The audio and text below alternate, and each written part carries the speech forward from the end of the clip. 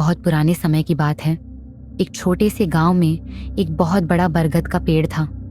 उस पेड़ की एक मोटी शाखा से एक पुराना झूला लटकता रहता था, लेकिन गांव का कोई भी व्यक्ति उस झूले पर बैठने की हिम्मत नहीं करता था, क्योंकि गांव में एक पुरानी मान्यता थी कि आधी रात के बाद उस झूले पर एक रहस्यमयी लड़की दिखाई देती है।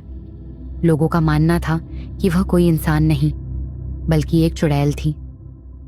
एक रात गांव का रहने वाला सुनील अपनी पत्नी श्यामला के साथ घर में सो रहा था।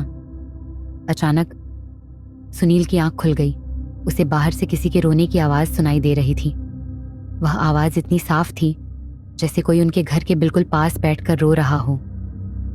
सुनील ने घबराकर अपना मोबाइल उठाया और खिड़की के पास जाकर बाहर देखने लगा, लेकिन बाहर कोई दिखाई नहीं दे रहा था।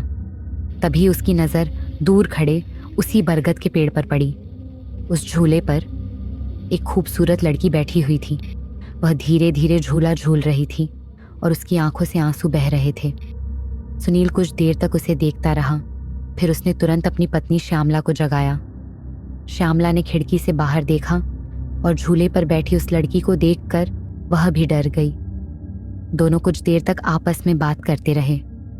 सुनील ने धीमी आवाज में कहा, कहीं ये वही चुड़ैल तो नहीं जिसके बारे में गांव वाले बताते हैं? श्यामला ने डरते हुए कहा, पता नहीं, लेकिन हमें इससे दूर ही रहना चाहिए। दोनों ने खिड़की बंद कर दी और उस लड़की को नजरअंदाज करके दोबारा सोने की कोशिश करने लगे। लेकिन जैसे ही दोनों की आंखें बंद हुईं, बरगद के पेड़ पर झूल रही वह लड़की अचानक गायब हो गई। अगली सुबह श्यामला का भाई अपनी पत्नी के साथ उनके घर आया। उन्हें इस झूले के बारे में कुछ भी पता नहीं था।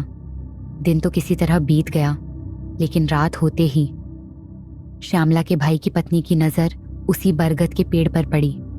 वह झूले को देखकर अपने पति से बोली, मेरा मन कर रहा है कि मैं थोड़ी देर उस झूले पर जाकर बैठूं।